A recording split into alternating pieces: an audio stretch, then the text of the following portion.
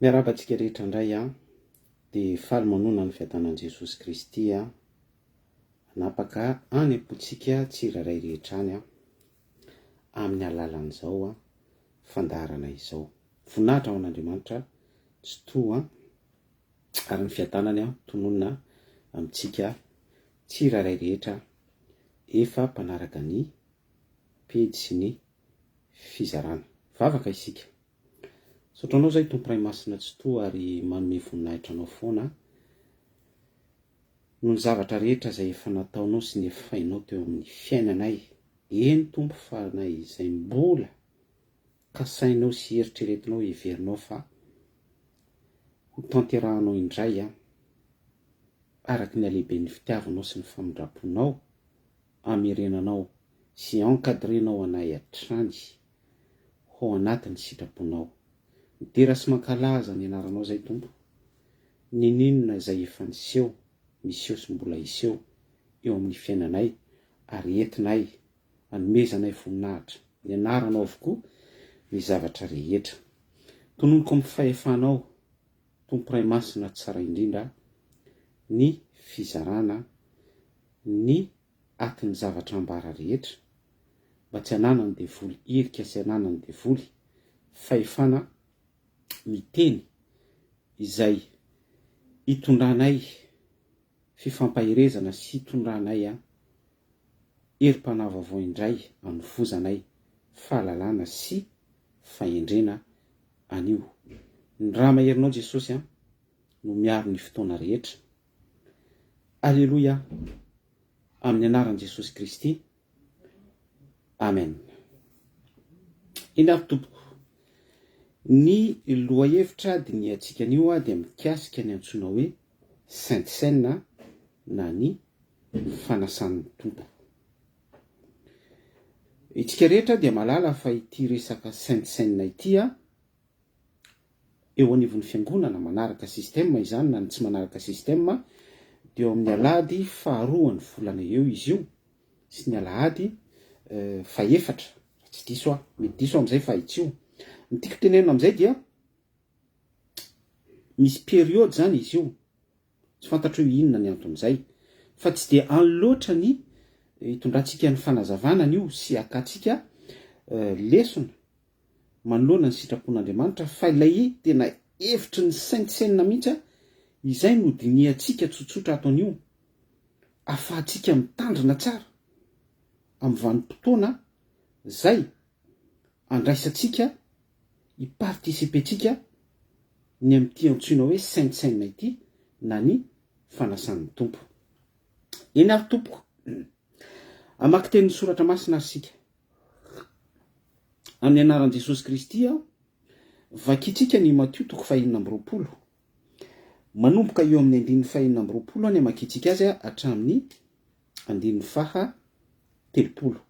Ny Luka ihany koa dia manambara ny Sainte Seine io Luka 4:20 any amin'ny 5:15 any hatramin'ny 9:20 ny filazantsara araka ny Marka ihany koa misy momba ny Sainte Seine io. Ary ny Koritiana i Paul ihany koa dia nanambara sy nampianatra ny amin'ny izay tokony ho tandremantsika fatratra amin'ny resaka fandraisana ny fanasan'ny tompo io. Vakitsika ilay toko sy andiny teo Matthieu 5:20 andiny faha 40 nanomboantsika azy hatramin'ny 30 amin'ny anaran'i Jesosy Kristy. Ary raha mbola nihinana izy dia nandray mofo Jesosy ka nony efa nisaotra izy dia novakiny ka natolony ny mpianatra.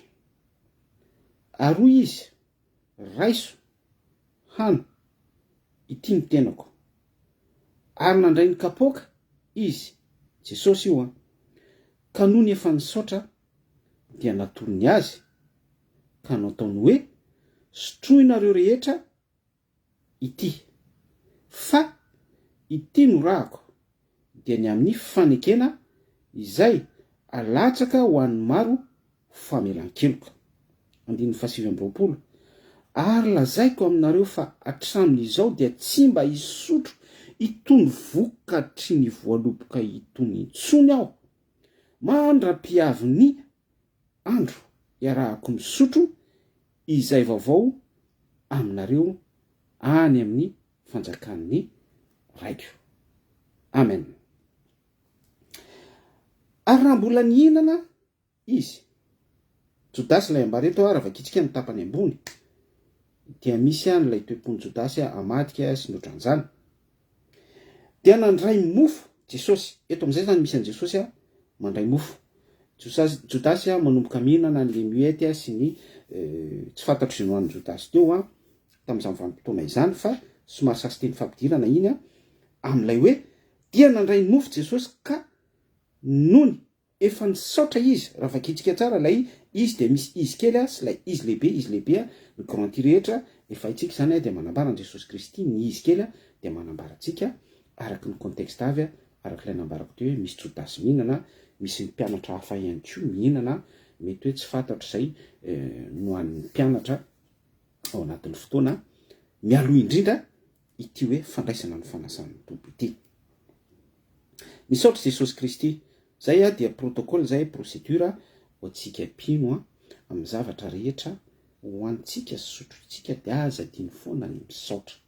Ao anatin'izay fisaorana izay ihany koa manipy lesona eto dia proklamenao amin'ny rano Jesosy mihitsy ny fanadiovana n'ireny zavatra ho antsika sy sotroitsika ireny mba hiteraka hitondra calcium sahaza ho an'ny tenantsika, hitombon'ny selula ny anatintsika any ahafahan'ny fahasalamana mitoetra amin'ny tenantsika. Important be zany ary zany lay anton'ilay vavaka ataotsika mialohan'ny sakafo atoandro na maraina na hariva. Na oviana isika mihinana sy misotro. Zany akory tsy midika hoe hifoka sigara ianao dia misaotra amin'ny tompo, hisotro toaka ianao dia misaotra amin'ny tompo, na tsy fantatro. Mihinana drogue ianao dia misaotra amin'ny tompo. Sanatria zany lay hoe maka fanahy an Jesosy Kristy. Ka noho efa nisaotra izy dia novakiny ka natolon'ny mpianatra ary hoy izy, raiso hano ity ny tenako, ary nandray ny kapoaka izy ka noho efa nisaotra dia natony azy ka nataony hoe sotroinareo rehetra ity, fa ity ny rako dia ny amin'ny fanekena izay latsaka ho amin'ny maro ho famelan-keloko. Raha diniantsika ny contexte io, ny mofo niraisin'i Jesosy Kristy, ny ra dia divay. Lay mofo no vakian'i Jesosy Kristy dia kena fa mofo fin maison. Lay divay nitonon'i Jesosy Kristy hoe sotroinareo rehetra ity ny rako dia divay fin maison ihany koa. Dika amin'izay dia zavatra no aritsika olombelona avokoa ny matière nampiasain'i Jesosy Kristy teto. Tsindrina mazava tsara izay ary veriko hoe ny matière izay ampiasain'i Jesosy Kristy sy ambarany eto hoe rehefa avy nisaotra izy araka ny fanambarany, araka ilay nilazaiko teo hoe novakiny ny mofo, nalainy ny divay dia ny proclameny aveko autorité tao anatin'izay, satria Jesosy manambara eto azadiny fa Jesosy dia ao amin'ny autorité, ao amin'ny fahafenony ny fomban'Andriamanitra rehetra.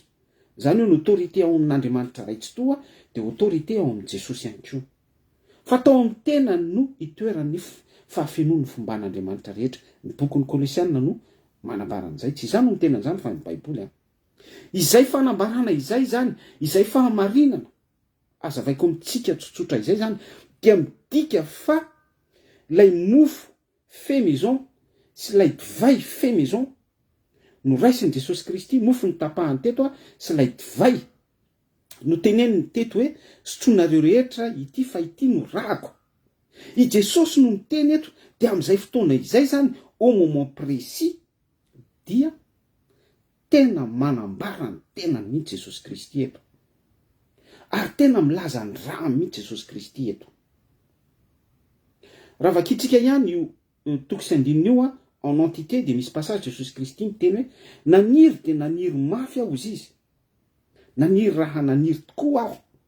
Zany hoe satria teny hoe obsession, satria lay obsession dia de nature humaine zay fa tsy natira ao amin'ny hoe mahazanak'Andriamanitra ny Jesosy Kristy, na dia olombelona zato isan-jato jesosy kristy ary zanak'andriamanitra zato isan-jato misy natoran'andriamanitra fa fenon'andriamanitra ihany ko zato isan-jato tsy tao amin'ilay obsession fa etiko izay moa zay anazavana amintsika sametrahako ny lanja lay fanazavana ahafahanareo mandray tsara n'le hoe inona marina ny tena hevitry ny saintsaine raha araka ity fanazavana etiko an'io ity teo de mijanona tamin'ilay fanazavana hoe jesosy kristy zany eto raha miproclame izy hoe ity ny tenako dia miaraka am'izay ihany koa ilay mofo fait maison dia voavadika zay le antsoina hoe transformation i jesosy kristy no mamadika an'ilay mofo ho tenan jesosy kristy mihitsy ary i jesosy kristy ihany koa no mamadika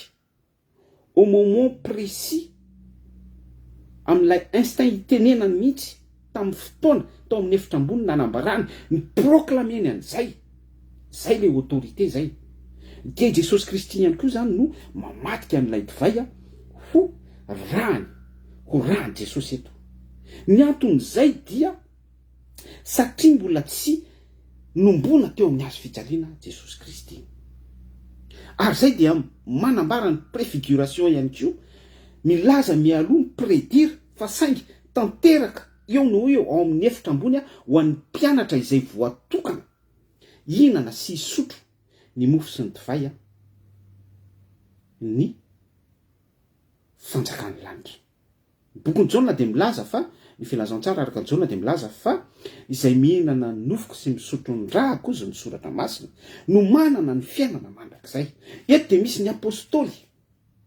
ivelan'ny jodasy zay amadika mihinana sy misotro ihany koa fa tsy ilay fait maison fa tena ilay tenan jesosy kristy mihitsy ary ilay rano jesosy kristy ihany koa izany hoe izay de midika fa tehirizina sahady ireto mpianatra ireto tehirizina direkta ny apôstôly fa du moment izy manomboka mihinana nofony jesosy kristy zay ambarany jesosy kristy eto hoe ity ny tenako sy ny rano jesosy kristy zay ambarany jesosy kristy hoe ity ny rako dia manana ny fiainana mandrakizay ihany koa ny mpianatra eto ny apôstôly ny ambara izany famarinana asongadina ao anatin'izay fanazavantsika tsotsotra izay dia i jesosy mamadika ny mofo fait maison hoe tenan jesosy mihitsy eto ary izy ihany koa dia mamadika ny divay fait maison hoe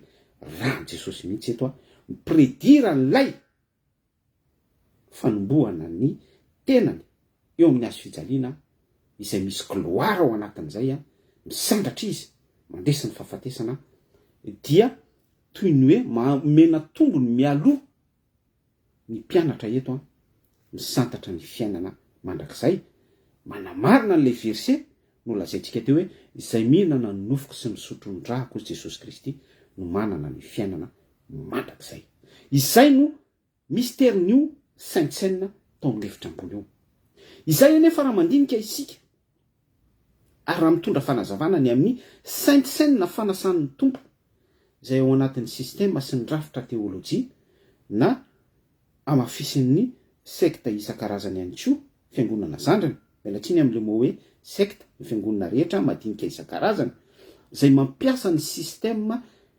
saintsaine ihany koa fa amin'ny endrika somary hafa fa tsy ao anatin'ilay système zareo fiangonana zokony fotsiny ihany fa mbola mijanona amin'ilay hoe sotronareo rehetra ity ny rahako ity ny nofoko ireo rehetra ireo tompoko dia tsy manana pouvoir ary tsy manana ny autorité isika rehetra dia tsy manana an'ilay autorité an' jesosy mamadika ny mofo ho tenan jesosy kristy mamadika ny divay ho rahan jesosy kristy izany hoe ny mofo topaina viditsika eny amin'ny boulangerie sy ny divay viditsika eny amin'ny rayon any amin'ny grande surface na eny amin'ny tsenam-barotra isan-karazany dia janona ho produit industriel daholo reny a fa tsy mivadika akory ho tenan Jesosy Kristy na ho rahan Jesosy Kristy divay. Averiko tsara hoe ny mofo rehetra viditsika eny amin'ny boulangerie na mety ho gâteau na biscuit io araka ny symbole zay hitondrantsika azy ka na miteny ary sika hoe ity no rahako, ity no tenako sy ny divay na ny jus de raisin sy ny ohatran'izany a hoe ity no rahan Jesosy Kristy, tsy atomboko tsy miproclame reny ary tsy manana autorité am'izany tsika, tokony hayanetry tena am'izany isika mpitondra fivavahana rehetra manomboka amin'ny tenako fa ireny rehetra ireny a dia mijanona ho produit industriel avokoa. Mazava tsara ny tenin Jesosy Kristy eo amin'ny Matthieu 4:27 ary lazaiko aminareo fa hatramin'izao dia tsy mba hisotro itony vokatry ny voaloboka itony intsony aho mandra-piavin'ny andro iarahako misotro izay vaovao aminareo ao amin'ny fanjakan'ny raiko. Izay a dia midika fa tsy misy Jesosy présent miara-mihinana amintsika andreny divay sotrotsika ireny sy ny karazana jus izay sotrotsika, satria mazava ilay tenin Jesosy hoe hatramin'izao a lazaiko aminareo dia tsy mba hisotro itony vokatry ny voaloboka itony intsony aho mandra-piavin'ny andro iarahako misotro izay vaovao aminareo any amin'ny fanjakan'ny raiko. Mazava izany. Zavatra misy anefa dia misy atoko-piangonana ohatra hoe ny katolika zao dia tena miteny mihitsy hoe ity ny vatan'ny Kristy, ary betsaka ihany koa ny fiangonana zandry miteny hoe ity ny tenako a, ity ny rahako, fa tsy manao précision izy ary sitomina mihitsy ny sentiment ampino matetika ino hoe ity ny rahan Jesosy, ity ny tenan Jesosy. Oro anefa mofo dipaina industriel io na biscuit industriel io na tapa-mofo industriel na fait maison io na ihany koa hoe divay industriel io na jus industriel io na fait maison,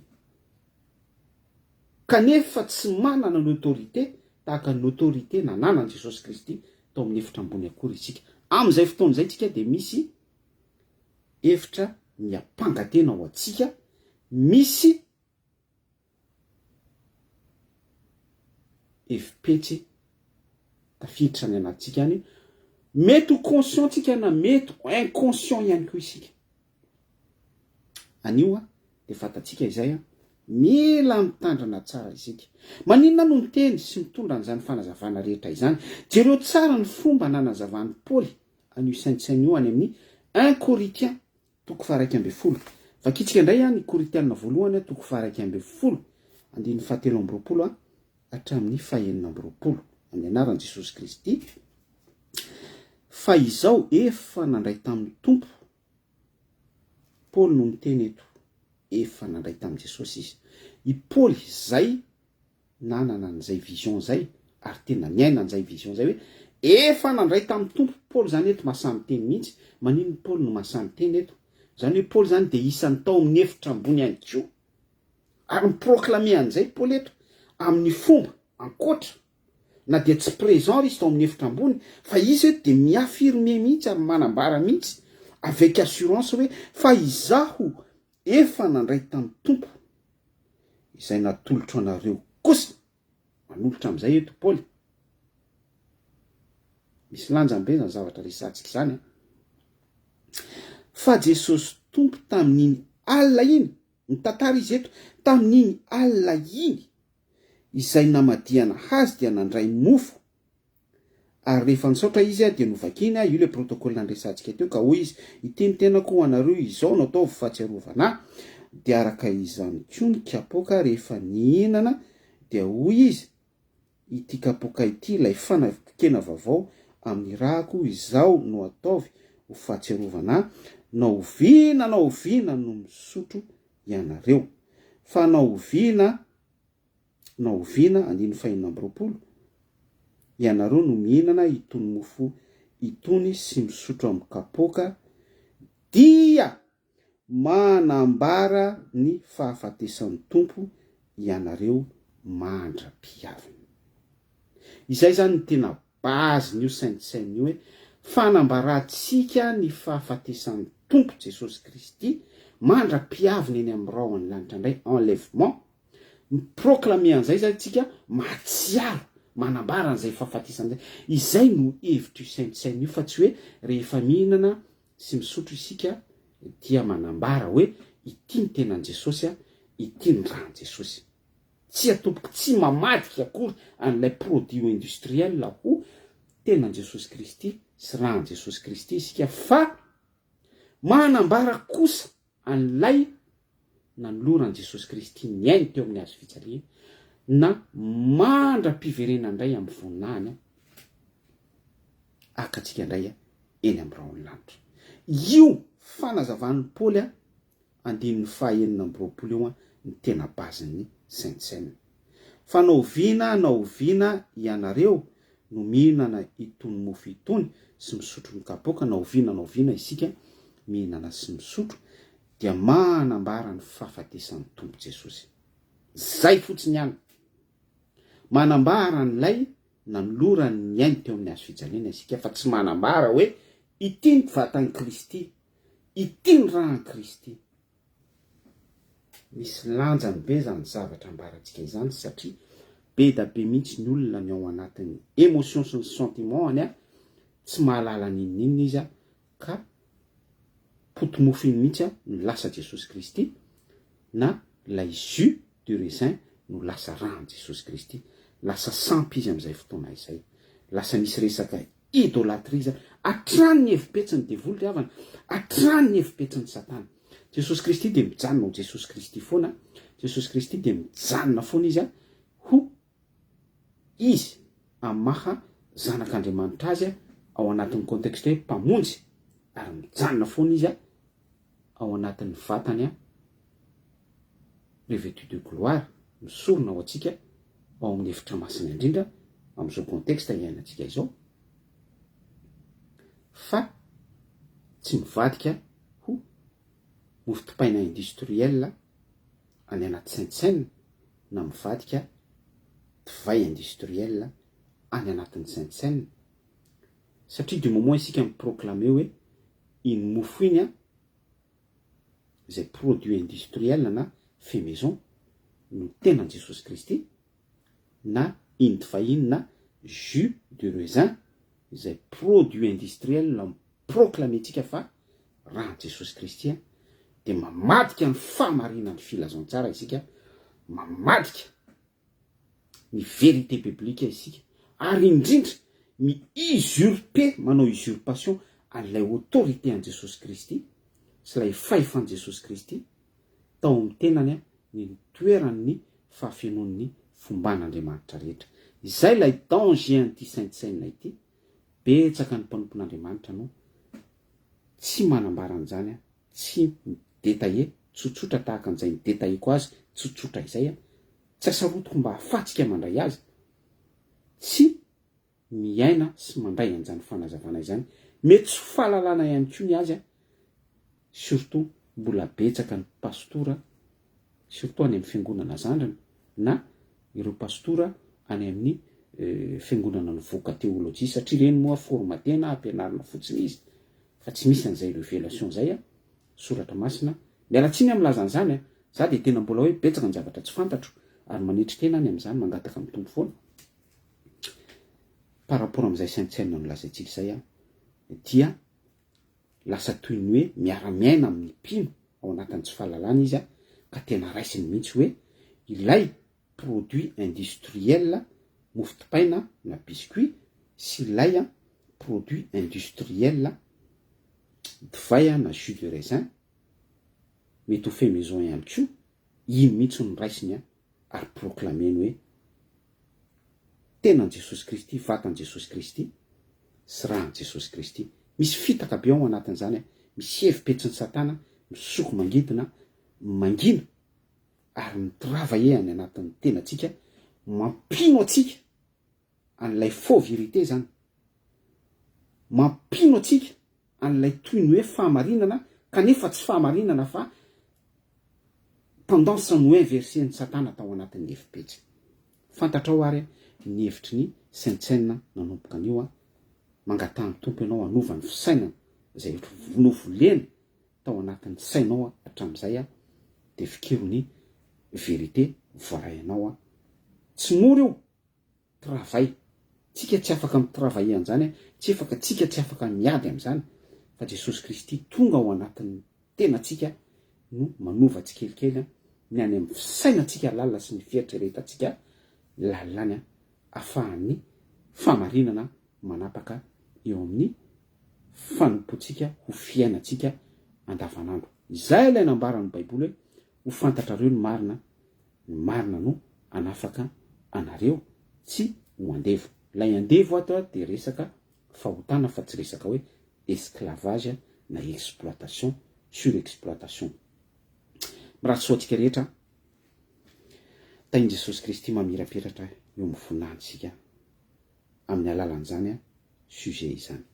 Saotranao zay tompo raha mbola afaka nandinika ny zava-miafin'izay saintsaine izay saotra indrindra anao fa mbola nampafantarinao anay anio fa izahay tokoa dia tsy manana fahefana mamadika ny produit industriel ety amin'ity zao tontolo zao ity izay izahay maloto no namokatra azy, izahay izay maloto no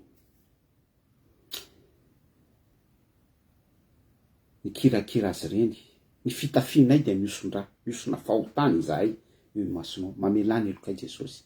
Saotra tompo fa nidevalenao anay anio indray ny zava-miafin'izany saintsaine izany. Ianao ihany tokoa tompo ny manana fahefana ny amin'ny resaka transformation sy ny fanovana ny mofo ho tenanao ary niprovenao zany tao amin'ny efitra ambony novainao ihany koa ny divay ho rahanao fanekena alatsaka ho famonjena ny maro araky ny fahafanantenanao sy ny promesy nataonao atray rehefa lava izahay tao amin'ny sahany tena. Faly de faly izay tompo satria fantatray an'io fa izay mihinana ny nofinao sy misotro ny ranao no manana ny fiainana mandrakizay autant présent mihitsy izy io Jesosy. Any amin'ny Apokalipsy toko 7:20 Jesosy Kristy dia manambara n'izao teny zao vakitsika izy io. Apokalipsy toko 7:20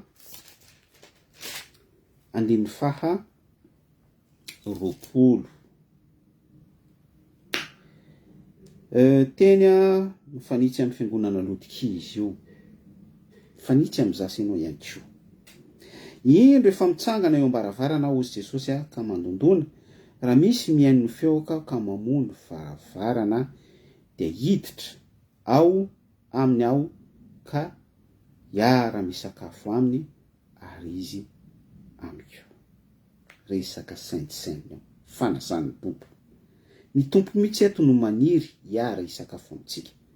Isan'andro izy dia manao rappel l'ordre amintsika foana ny sitrapony, ny zava-miseho rehetra, ny fiakaran'ny viditsolika, ny resaka insécurité, ny afetsifetsen'ny mpanao politika, ny adiny Rosia sy ny Ukraine sy ny sisa rehetra miseho eto amin'ity zao tontolo zao ity dia rappel à l'ordre ho antsika daholo reny. Indro ao mandondona, indro ao efa mitsangana eo ambaravarana ka mandondona atao potsika Jesosy Kristy satria te hiara hisakafo amintsika izy te hiditra atao potsika izy hitoetra atao anatintsika izy nizany izy sika mamono varavarana hiara hisakafo aminy isika ary izy atao amintsika atao amiko. Nisy vatan'ny Kristy tena entiny io ary misy rahan Jesosy Kristy entino atsika ao anatiny io. Apokalipsy toko 7:20 mila maso misokatra be zany resaka kolura ary mila fiainona famorana any amin'ny sofina dia misy vatana tsy maintsy compatible amin'izay mandalo fifonana sy fibebahana zay vao afaka miditra amin'io saintsainy io miakatra dimension efitra ambony lay matio no vakitsika teo sy Paoly araka ny fanambarana any amin'ny 1 Corinthiens 1:1 ary eto tsindriky tsara hoe manino Paul no manao proclamation hoe efa nisy ny saintsaine ny arahany tamin'ny tompo satria izy mihitsy dia efa niteny fa tsy izao intsony ny velona fa Kristy ny velona atao anatiko zava-panahy be zany zavatra resantsika izany miverina amin'ity Apokalipsy 3 ary mifampitohy tsara 9 hoe mandondona eo ambaravarany fotsika Jesosy mabebaka atsika isanandro izy mandefa mesazy izy ny zava-miseho rehetra eto amin'ity zao tontolo zao ity de rappel à l'ordre ny amin'ny sitrapon'Andriamanitra avokoa mba totiatsika amindray anokafatsika ny fotsika sy ny momba atsika rehetra hiary sakafo amintsika saintsaine izay mihinana ny nofoko sy misotro ny drako no manana ny fiainana mandrakizay miakatra amin'ilay dimension efitra ambony dia midika salut famonjena fiainana mandrakizay vie éternelle mifampitohy daholo zany zavatra resantsika izany lasa saina be ngamy ianao mirasoantsika rehetra ny fanahy masina ny anampipetsaka anao ny fanazavana izay mampisalasala anao sy tsy azonao mihitsy ao anatin'izay zavatra nambara rehetrarehetra izay voninahitra ao an'Andriamanitra raitsy to alleluia amen sady mamarana le vavaka teo tsika voninahitra ao an'Andriamanitra irery any tainy Jesosy Kristy mamirapiratra eo amin'ny voninahiny daholo indray sika rehetra veloma tompoko